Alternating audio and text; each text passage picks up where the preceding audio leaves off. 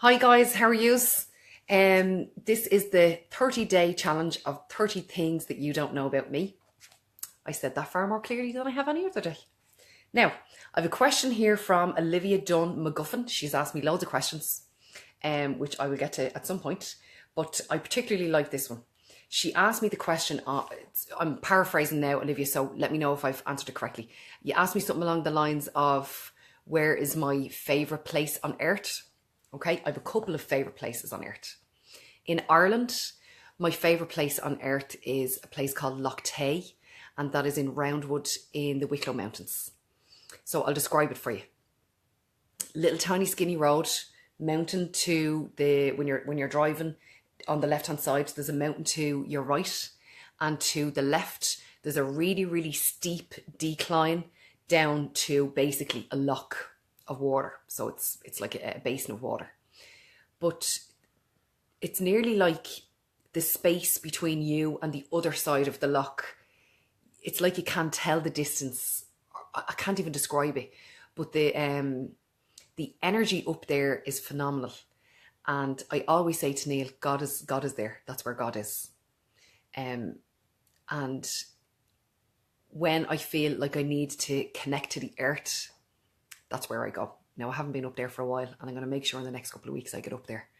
So I'll be heading up to Loch Tay, and it's hard for parking and stuff, but if you park a little bit and walk down, it's fine. But it's a place that I like to spend time in Ireland.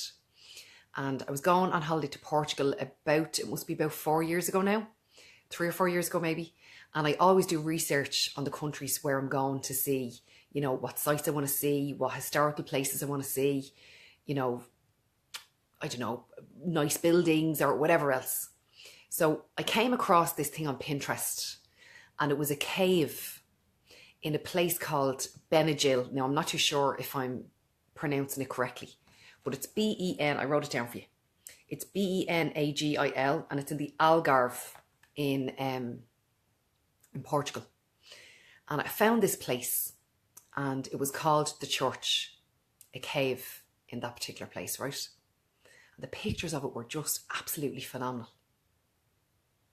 So I said to Neil, when I get here, I have to find this place. So it was a cave, but there was a hole out of the top of the cave, and the sun shines directly in, and it's just picture postcard stuff that little pockets of the earth that are rare and you're never going to see.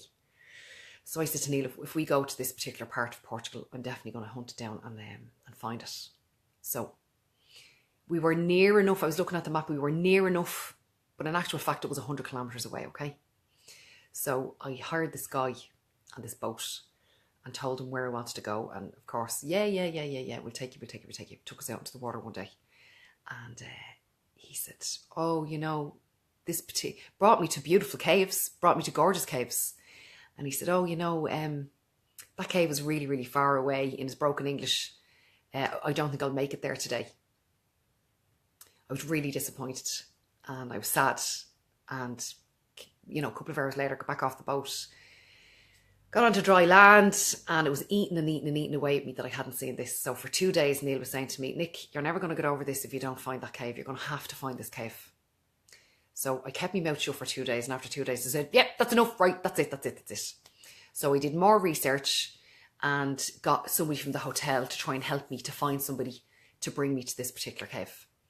So I had to hire somebody to come and drive us the 100 kilometres, and then charter a small little boat with this guy to take us out to find this cave. A huge amount of effort. Now, I mean a huge amount of effort went to try and organise this.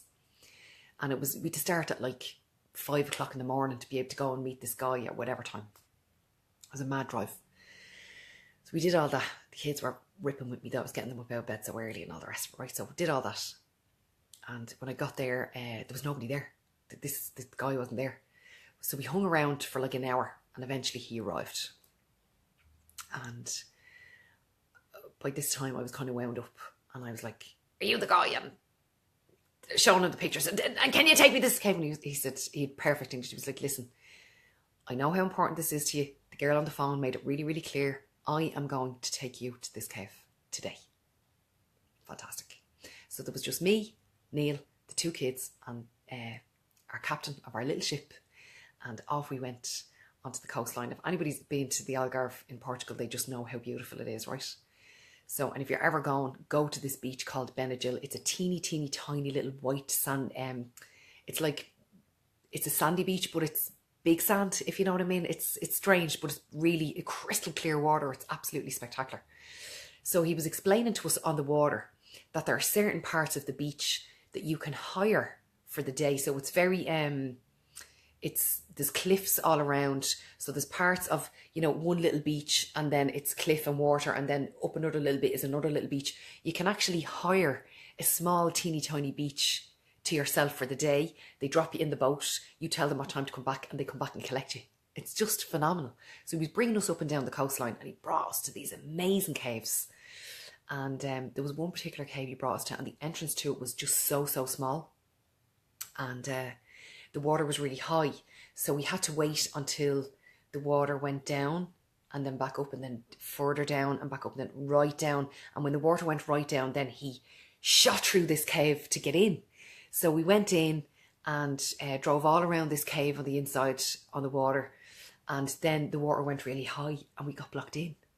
And it was a really surreal experience that nobody knows that we're in here. It's under the earth. The sea is there. It was mad concept to me. And I was kind of getting a little bit nervous. And he was like, no, everything's fine. The water will reduce in a couple of minutes and we'll speed back. But listen, he had this down to a T. Here's Neil coming in from work now. He had this down to a T. So anyway, he waited and the water went down low, and then vroom, he flew out. It was amazing, right? So I was kind of going, oh God, is he going to get us to this cave? Is he going to get us to this cave? So then he says, I've saved the best to last. And he drove us up to the cave that was called the Temple. And we went in, and it was just as spectacular as I thought it was going to be. And I had said to Neil, God is in this cave. There is spirituality in this cave, the energy and the peace that I found in it. And it was exactly how I thought it was going to be. The sun was shining in. I got great video footage. Actually, there's video footage somewhere on this page of it. It was one of the first videos I ever posted on this page. The sunshine coming in, and there was a little beach in the cave. Sand, crystal clear, lapping water going up.